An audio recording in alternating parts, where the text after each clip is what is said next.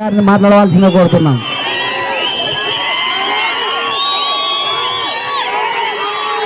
Ulindakonda Telugu Desam party నాయకులకు కార్యకర్తలకు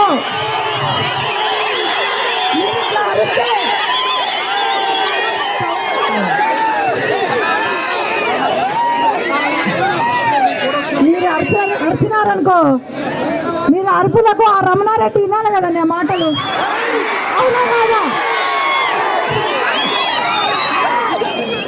Telugu Desam party నాయకులకు కార్యకర్తలకు, జనసేన నాయకులకు కార్యకర్తలకు ఈరోజు ఉలిందకొండలో పవన్ కళ్యాణ్ గారి పవర్ ఏందో, చంద్రబాబు నాయుడు గారి విజన్ ఏందో, మన రాష్ట్ర భవిష్యత్తు ఈరోజు ఉలిందకొండలో కనిపిస్తుంది.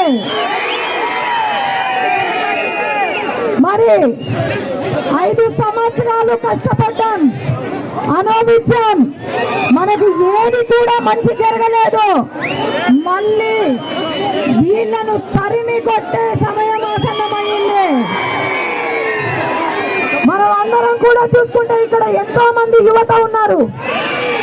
ఎంతమంది యువతకు జాబులు వచ్చాయి? చేతులెత్తండి. జాబులు ఉన్నాయా? మరి చంద్రబాబు నాయుడు గారి హయాంలో ఎన్ని పరిశ్రమలు వచ్చాయి? మన ఓర్వకలు ఇక్కడ ఎన్ని పరిశ్రమలు వచ్చాయి? ఎన్ని ఉద్యోగాలు వచ్చాయి?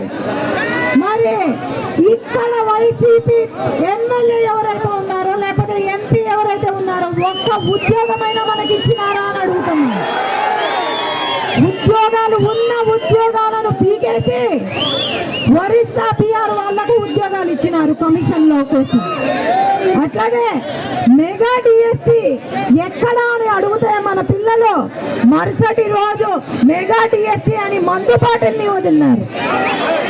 అట్లాగే గోల్డ్ మెడల్ సంపాదించుకున్న పిల్లలు ఉద్యోగాలు కావాలా అంటే మరుసటి రోజు గోల్డ్ మెడల్ అనేది ఒక లిక్కర్ బాటిల్ని బయటికి తీశారు.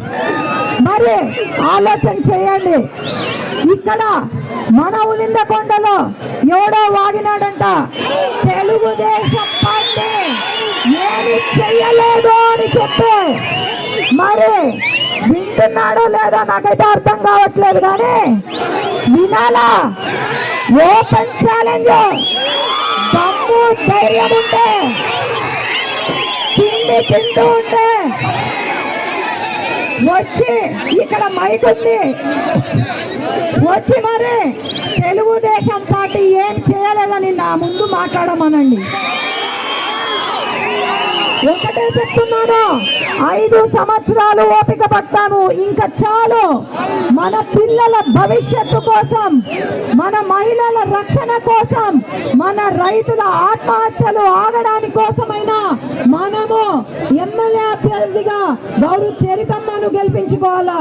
అట్లాగే ఇక్కడ ఉలిందకొండలో ఎన్ని పట్టాలు ఇచ్చారని నేను అడుగుతున్నాను. ఎక్కడ ఇచ్చారని అడుగుతున్నాను.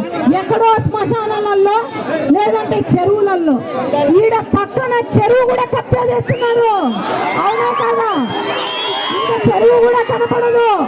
ఖచ్చితంగా సర్వే నంబర్లతో పాటు బయటికి తీసి ఇంకొక 1 నెల రోజులంతే వీళ్ళను ఇంకా ఎక్కడికి పంపించాలో అక్కడికి పంపిద్దాం. అట్లాగే ఈరోజు ఎంపీ ఉన్నాడు. మరి ఆయన పేరు ఎవరికైనా తెలుసా? వైసీపీ ఎంపీ పోచా బ్రహ్మానందరెడ్డి అంట. ఆయన చేసేది ఇత్తనాల వ్యాపారం. ఇత్తనాల వ్యాపారం కాదు, కల్తీ ఇత్తనాల వ్యాపారం.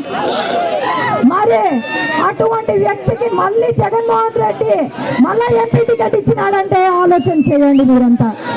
ఈరోజు డాక్టర్గా బైరెడ్డి కుటుంబం గురించి మీకు అందరికీ తెలుసు.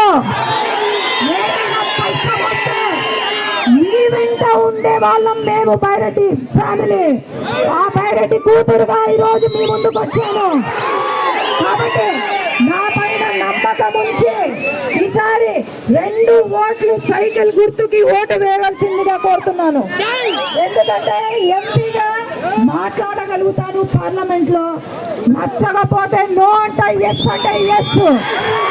ఏది ఏదైనా గెలుపు మనదే. ఇక్కడ సైకిల్ గుర్తుకి మన ఓటు వేసి గెలిపించుకుందాం.